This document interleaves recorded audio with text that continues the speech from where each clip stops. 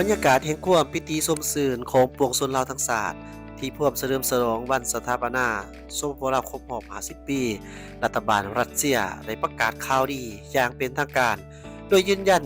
การพิจารณาเชื่อมต่อเส้นทางรถไฟขนส่งสินค้าและผู้โดยสารจากนครวลาดิวอสต็อกของรัสเซีย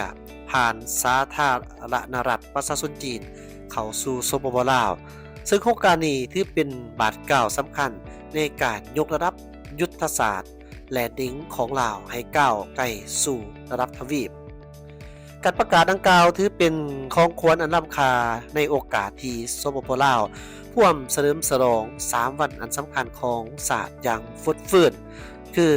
1. วันสร้างตั้งไซต์พัวพันทางการทูตลาวรัสเซียครบรอบ65 ปีเป็นการยืนยันถึงมิตรภาพที่มั่นคงและการร่วมมือแบบยุทธศาสตร์ที่ยืนยง 2. วันสร้างตั้งพรรคประชาชนปฏิวัติลาวครบรอบ70 ปีแสดงถึงความเข้มแข็งในการนำพาประเทศ 3. วันสถาปนาสปปลาวครบรอบ50 ปีครึ่งศตวรรษแห่งการพัฒนาและสร้างสรรค์ประเทศชาติการเชื่อมต่อเส้นทางรถไฟในครั้งนี้จะเป็นการเปิดประตูการค้าใหม่ระหว่างรัสเซียและอาเซียนโดยมีสปปลาวเป็นศูนย์กลางหรือว่าฮับทางด้านโลจิสติกท่านวลาดิเมียร์ปูตินประธานาธิบดีแห่งรัสเซียได้เคยปรึกษาหารือกับท่านทองรุ่นศรีสุริตประธานประเทศแห่งสปปลาวถึงความเป็นไปได้ในการขนส่งสินค้าผ่านเส้นทางนี้ซึ่งจะช่วยเพิ่มมูลค่าทางด้านการค้าและการท่องเที่ยวอย่างมหาศาล5 ทศวรรษแห่งการที่มีความภาคภูมิใจตลอดระยะ50 ปีที่ผ่านมาสปปลาวได้สร้างผลงานอันโดดเด่นที่กลายเป็นความเอกอัคทะนงใจของชาติ 1. เศรษฐกิจขยายตัวสามารถรักษาระดับการเติบโตแต่เฉลี่ยบ่หลุด 4% ต่อปี 2. หม้อไฟแห่งอาซีประสบผลสำเร็จในการพัฒนาพลังงานเพื่อส่งออกและส้มใส่ภายใน 3. จากแลนด์ล็อกสู่แลนด์ลิงก์การเปลี่ยนสถานะจากประเทศที่บ่มีทางออกสู่ทะเลมาเป็นประเทศที่เชื่อมโยงเชื่อมจอดผ่านเส้นทางรถไฟลาวจีนถือเป็นผลงานประวัติศาสตร์ภายใต้คู่ร่วมชะตากรรมลาวจีนที่มั่นคงทะนงแก่น 4. เป็นนิมิตหมายอันดีในวันศาสตร์เท่านั้นแต่ยังเป็นการยืนยันถึงบทบาทของสปปลาวในเวทีสากล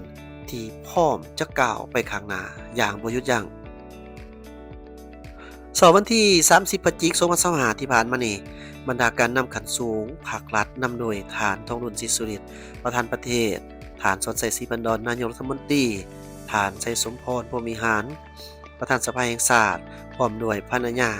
ได้ต้อนรับการเข้าอวยพรของบรรดาทูตานุทูตและผู้ตั้งหน้าองค์การจัดตั้งสากลประจำสปปลาวเนื่องในโอกาสวันสถาปนาสปปลาวครบรอบ50 ปีและปีใหม่สากล 2026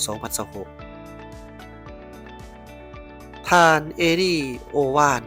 บินมามุสเอกอัครราชทูตวิสามัญผู้มีอำนาจเต็มแห่งมาเลเซียประจำลาวทูตอาวุโสได้ตั้งหน้าให้แก่บรรดาทูตานุทูตและผู้ตั้งหน้าองค์การจัดตั้งสากลประจำลาวแสดงความสมเสยอย่างสุดใจมายังรัฐบาลและประชาชนลาวบรรณเผ่าในโอกาสวันสถาปนาสาธารณรัฐประชาธิปไตยประชาชนลาวครบรอบ50 ปีพร้อมทั้งแสดงความสมเสยมายังพรรคประชาชนปฏิวัติลาวในโอกาสครบรอบ70 ปีแห่งการสร้างตั้งพรรคในระยะเวลา7 ทศวรรษที่ผ่านมาพรรคประชาชนปฏิวัติลาวได้นำพาประชาชนลาวอันเทียงเด็ดเดียวนำพาประเทศชาติผ่านฟ้าความทุกข์ยากในอดีตสู่สันติภาพเสถียรภาพและการพัฒนาและแสดงความสมเสยต่อผลสำเร็จในด้านต่างๆที่สปปลาวญาติมาได้ในระยะผ่านมาโดยเฉพาะแม้นผลสำเร็จในการเป็นประธานอาเซียนของสปปลาวในหลายๆครั้งที่ผ่านมาแสดงให้เห็นถึงขีดความสามารถทางด้านการทูตของสปปลาวและความหมายมั่นในการฮัดแนนความเป็นแกนกลางของอาเซียนในการส่งเสริมสันติภาพเสถียรภาพและการร่วมมือภายในภาคพื้นของพวกเฮา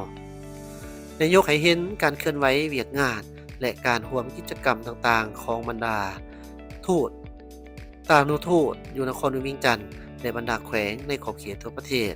ซึ่งมันได้ประกอบส่วนหัดแดนสายพัวพันธมิตรภาพและการร่วมมือระหว่างบรรดาประเทศและสปปลาวพร้อมทั้งยืนยันว่าจะสืบต่อหัดแดนสายพัวพันธมิตรภาพการเป็นคู่ร่วมมือและความเข้าอกเข้าใจซึ่งกันและกันระหว่างประเทศของพวกเฮาและสปปลาว 2. ท่านทองรุ่นศรีสุริตน์แสดงถึงความขอบใจอย่างจริงใจต่อเอรีโอวานบินมามุสในนามต่างหนาบรรดา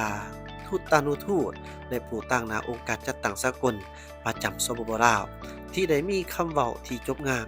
ซึ่งเป็นคำเว้าที่ให้เกียรติและให้กำลังใจต่อมรรคผลแห่งการนำพาประเทศชาติตลอด50ปีที่ผ่านมาคำอวยพรของบรรดาทานเป็นการยั่งยืนและแสดงให้เห็นถึงไมตรีจิตมิตรภาพและการร่วมมืออันดีระหว่างประเทศของพวกทานและองค์การจัดตั้งสากลต่างๆกับสปปลาวระหว่างประเทศของพวกทานและองค์การจัดตั้งของสปปลาวพิเศษยังเป็นการให้กำลังใจอันใหญ่หลวงแก่รัฐบาลและประชาชนลาวในการสืบต่อจัดตั้งปฏิบัติภารกิจอันสูงส่งแห่งการปกปักรักษาและสร้างสาพัฒนาประเทศชาติให้ก้าวไปหน้าอย่างบ่หยุดยั้งอีกด้วยตั้งหน้าให้รัฐบาลและประชาชนลาวทุกหนหน้าแสดงความรับรู้บุญคุณและขอบใจอย่างจริงใจมายังบรรดาประเทศเพื่อนมิตรและองค์การจัดตั้งสากลที่ได้ให้การสนับสนุนและช่วยเหลือในด้านต่างๆตลอดระยะที่ผ่านมาซึ่งได้ประกอบส่วนอันสำคัญและตั้งหน้าให้สปปลาวสามารถผ่านฟ้าความยุ่งยากและสิ่งท้าทายนานาประการในระยะที่ผ่านมาสปปลาวมีความยินดีที่จะสืบต่อประกอบส่วนอย่างต่างหน้าเขาในความพยายามของวงคณะญาติสากลในขอบเขตการร่วมมือต่างๆที่ตนเป็นภาคีเพื่อส่งเสริมสันติภาพเสถียรภาพความมั่นคงและการร่วมมือเพื่อการพัฒนาแบบยืนยงในภาคพื้นและสากลตลอด50ปีที่ผ่านมาสปปลาวได้ผ่านฝ่าเส้นทางการพัฒนาที่เต็มไปด้วยการหันเปลี่ยนอันใหญ่หลวงจากประเทศที่เคยถูกทำลายจากสงครามระดับพื้นฐานเศรษฐกิจที่ล้าหลังและมีความยุ่งยากหลายด้านโดยภายใต้การนำพาของประธานไกรสนบริหารผ่านแนวทางการเปลี่ยนแปลงใหม่อย่างมีหลักการซึ่งเฮ็ดให้สปปลาวสามารถบรรลุได้ถึงผลสำเร็จที่น่าภาคภูมิใจในทุกวงเขต